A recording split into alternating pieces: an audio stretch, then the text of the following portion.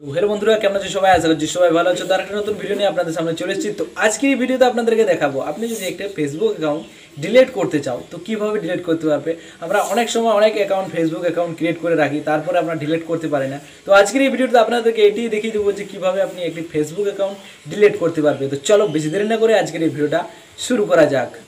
তো এখানে দেখতে পাচ্ছ আমি মোবাইল স্ক্রিনটা ওপেন করে নিচ্ছি। তো সবার প্রথমে আপনাদেরকে যেটা করতে হবে এটা হলো আপনাদেরকে ফেসবুকটা ওপেন করে নিতে হবে।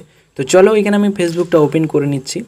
ফেসবুকটা ওপেন করার পর এইখানে দেখতে পাচ্ছ যেটা প্রোফাইলের আইকন বা থ্রি লাইন্স, তো এখানে আপনাকে এইখানে ক্লিক করে দিতে হবে। থ্রি লাইনে যখনই আপনি ক্লিক করবেন এখানে হালকা করে নিচে চলে আসতে হবে একদম। দেখতে পাচ্ছ সেটিং অ্যান্ড প্রাইভেসি, তো এখানে আপনাকে সেটিং অ্যান্ড প্রাইভেসিতে ক্লিক করতে হবে।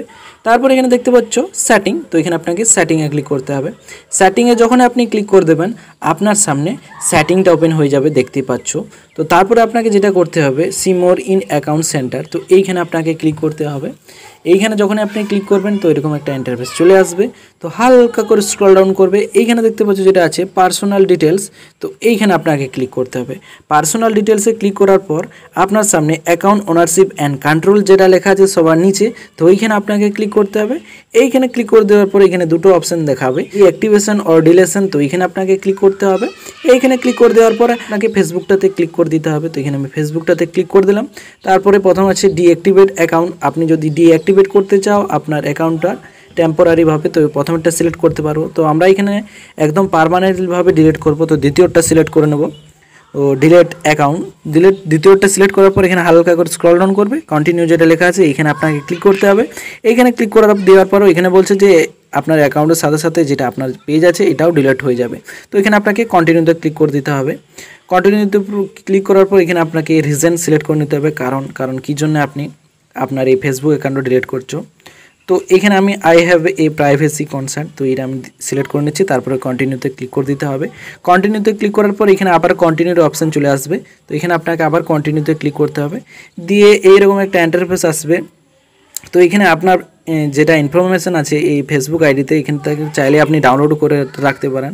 তো আমি ডাউনলোড করব না, নিচে চলে আসতে হবে, দিয়ে কন্টিনিউতে ক্লিক করে দিতে হবে। কন্টিনিউতে যখন আপনি ক্লিক করবেন এখানে আপনার এই আইডি যে আইডিটার পাসওয়ার্ড আপনার কাছে আছে, যে এই যে আপনি আইডিটা ডিলিট করছেন এই আইডির পাসওয়ার্ডটা এখানে আপনাকে দিয়ে দিতে হবে। তো চলো এখানে আমি দিয়ে দিচ্ছি।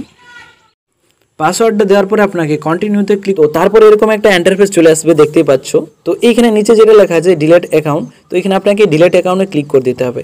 ক্লিক করে দেওয়ার পর এখানে আপনাকে পার্মানেন্টলি ডিলিট হয়ে যাবে। তো এই আইডিটা আপনি যে ডিলিট করছেন এই আইডিটা আপনার 30 দিন ডিলিট হতে টাইম লাগবে। আপনি যদি 30 দিনের ভেতরে এই আইডিটাকে আবার লগ ইন করে নেন তো আপনার এই আইডিটা আবার অ্যাক্টিভেট হয়ে যাবে। 30 দিন আপনাকে এই আইডিটা লগ ইন করা চলবে না, তাহলে কিন্তু আপনার পার্মানেন্টলি ডিলিট হয়ে যাবে। তো এরকমভাবে আপনাদেরকে করে নিতে হবে। আমি ব্যাক চলে আসছি এখান থেকে। তো এটা ছিল আজকের ভিডিও দেখে আপনি যদি কিছু শিখেছেন, ভিডিওটা যদি ভালো লেগে থাকে চ্যানেলটিকে অবশ্যই লাইক শেয়ার সাবস্ক্রাইব করে যাবেন। তো চলো পরের ভিডিওতে আপনাদের সঙ্গে দেখা হচ্ছে।